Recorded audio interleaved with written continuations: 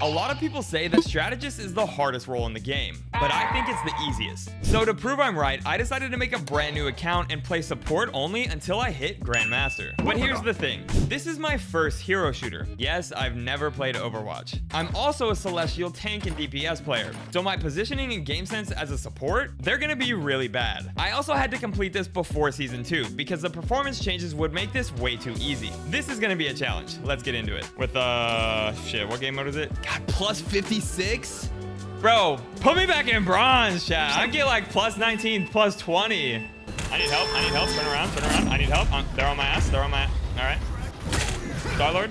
I'm gonna fucking murder this Star-Lord, bro. I'm actually gonna find out where he lives.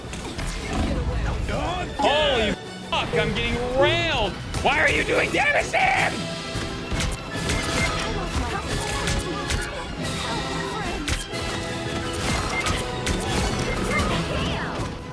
They just got absolutely ran through. In order to prove that this is the easiest role, I have to follow 3 simple rules. First, it has to be a brand new account. Second, I can only play support and I have to learn a minimum of 3 strategists. And third, I am only allowed to solo queue. I want to make sure that I really learn the role so I can be decent enough to play it on my main account. But if I queue with anyone, people would accuse me of being boosted. So after leveling up my account, I was ready to start climbing. I decided I was going to start with Luna, and it was time to enter the bronze lobbies. Oh, Namor's up top. Yes, another hit. Whoa, I was getting worried. The squids. One ugly backup band, Namor. It's hard to like not be aggressive in this rank because you know that like it's so easy. Did she just almost fall off the edge? I would turn around if I were you. Good bubble. I can be reckless now.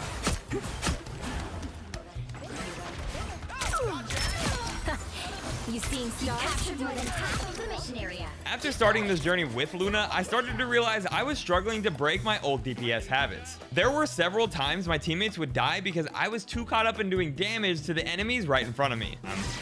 I don't have to be center stage. Your king. Maximum pulse! Keep up the momentum.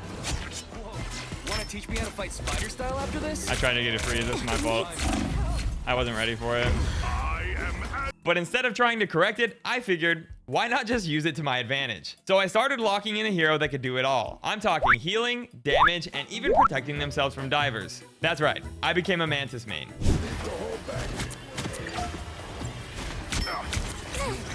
My anger is healthy. Much better. One of Moon Knight's alt cycles is right I behind you. can be reckless.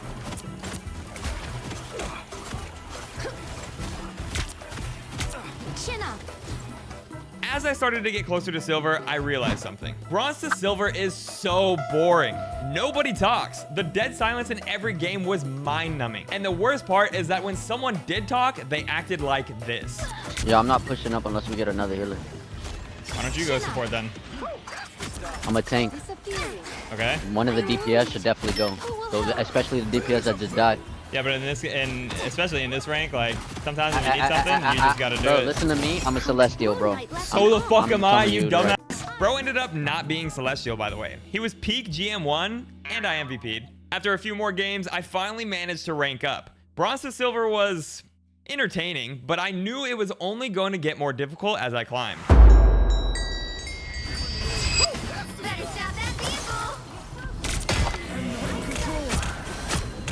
I need help. Turn around. I need help. They're on my ass. All right. I can be reckless. You don't Go see this little left side. double KO. That's 3. Triple success. Nice. Even though I got to silver, I knew I still had a lot to learn. I needed to improve hitting my sleeps to cancel ultimates and do a better job at paying attention to my team. One thing was for sure though, since I have pretty good aim, DPS Mantis was actually really fun.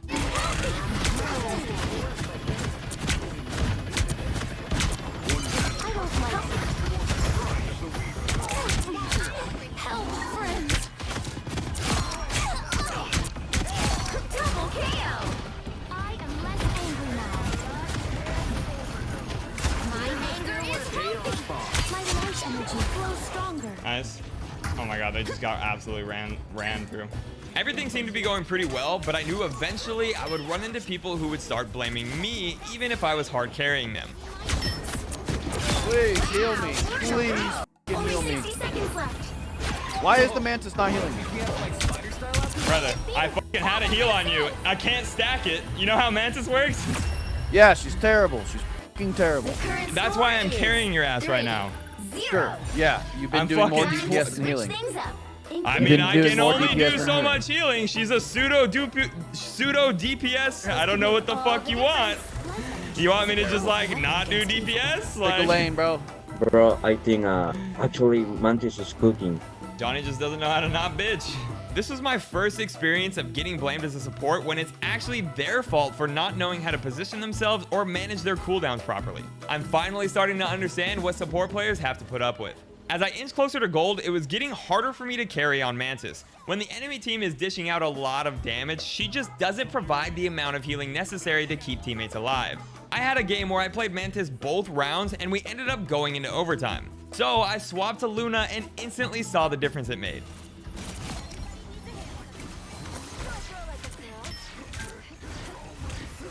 We still lost though, even though I dropped 56 kills, had the most healing, and almost more final hits than all my DPS combined. Ah, that's insane that I lose that.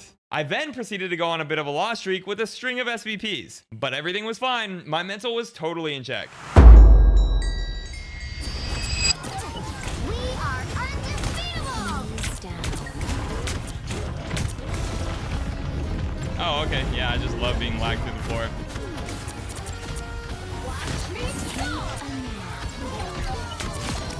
You needed some help, didn't you?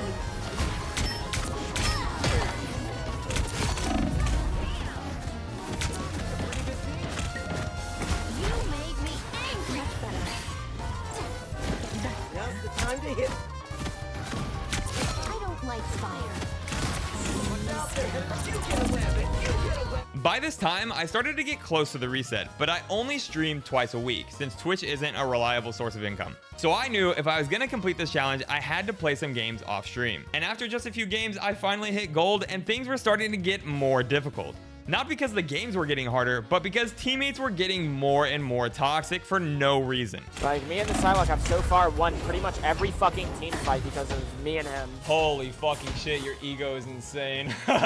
I know, dude, it's insane because... I know, it's fucking insane that you're in fucking gold, bro. Shut up. Look at the scoreboard, you're welcome. I want you to shut the fuck up. That's what I want. 21 and 1, bro. Sit You're 21 and run? Oh, good job. Good job, bro. I'm 22 and 1. Who the fuck cares? You're on my back. Who's bro. MVP? You're on my back.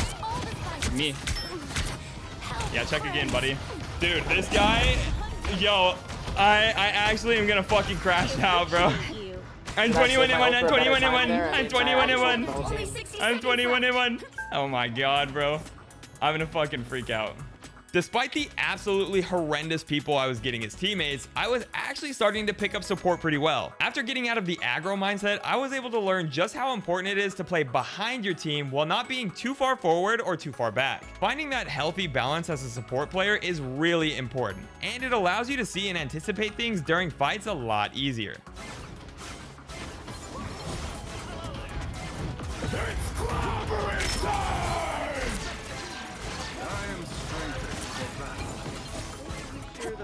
I guess in hindsight, I should have pressed shift there. Back out of the ult if you can. We can't see you. Okay. Holy fuck! I'm getting railed! But the journey was far from over, and I was this close to hitting plat until I lost my rank up, got tilted, and played on my main for the rest of stream.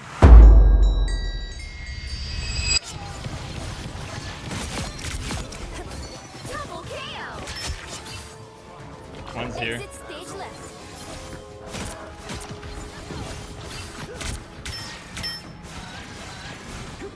Nice, good stuff. It's okay. Admit it. You need me.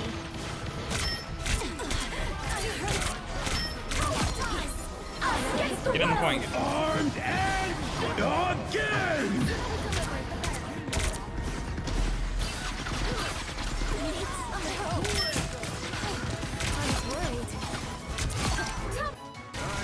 Judge, jury. I ended up getting plat off stream the next day, and I was having a lot of fun on Luna at this point. I have pretty decent aim, and with no limit to her range, she felt like the best option for me in most scenarios. But there was something I started to notice happening a lot. The number of times my other support would let me die, and it finally clicked just how important it is for supports to keep each other alive. That vehicle.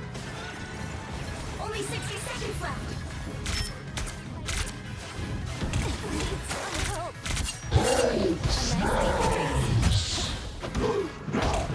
Alright.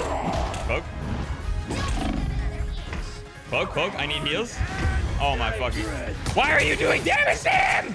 At this point, I started to piece together that doing this solo queue was gonna be more challenging than I thought. Some of these games were complete coin flips. My losses would typically be pretty close, but even as a support, I would be outperforming the majority of my team.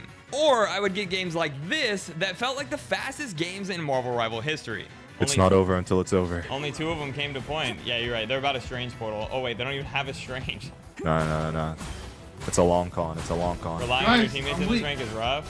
It's not even that. It's over. It's not even relying on them. Trying to carry 65 people. GG. The diamond rank up, baby. We're almost there. We can do it. Overall, plat didn't feel much different from gold. There were some slight differences in consistency when it came to people using utility at the right times. Your powers are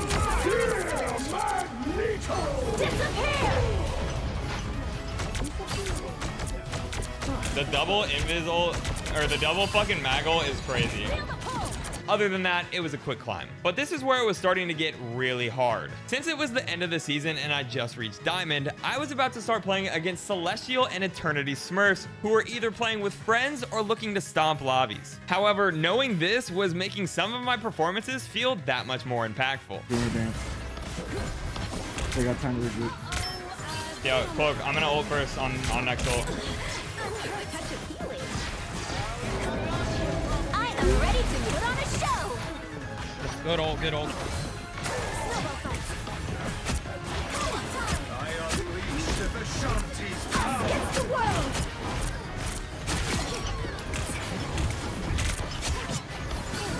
I was worried. Dude, I am the fucking GOAT, chat. I am the fucking GOAT, bro. You're good. Yeah, I got it. Don't worry. Behind. Trying to kill me. Oh.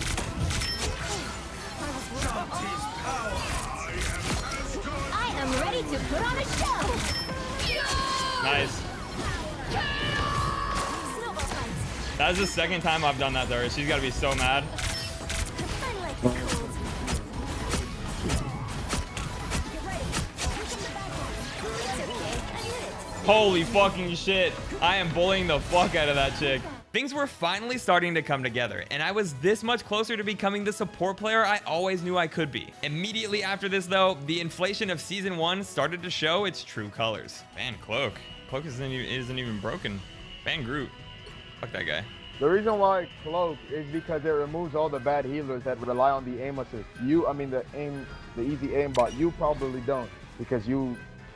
That's a waste of a ban. Not really, because her ult is better than yours. Your ult, especially situational, if you place it wrong or like they move back. My brother in Christ, I am a Celestial player on an ult, and you're arguing with me over a fucking ban on Cloak buddy. and Dagger. My brother in Christ, I'm a Smurf as well.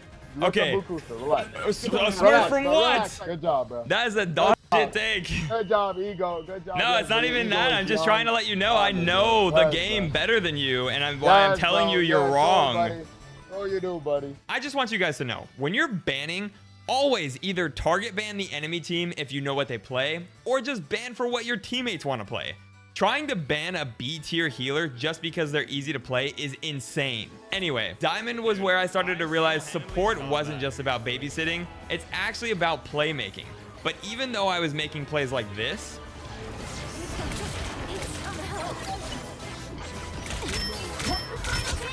nice. They don't have time to strange ult. I am ready to put on a show. You'll have to keep fighting until we Shorty's Kill him, coming, kill shorty's him, coming, kill shorty's coming. My magic is growing. I like the cold. Disappear!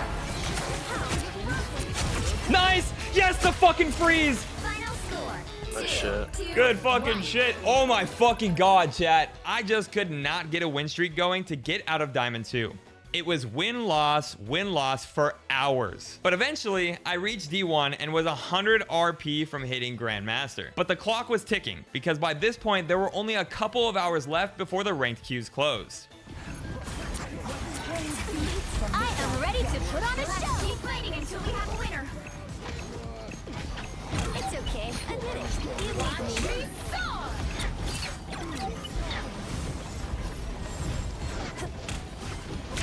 What do I do for a nice deep freeze? Nice. Motherfucker. Oh, there's a range limit on that. Winnable. Nice, nice. Bro, you're fucking smoking it. Drop the point, Nice.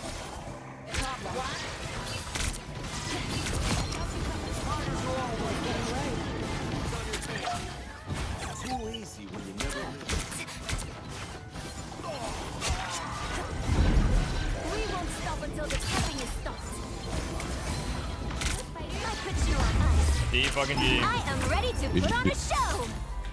Final score. G fucking G, baby. 0. MVP for the last one. And Spidey. Hell yeah, chat. Hell fucking yeah.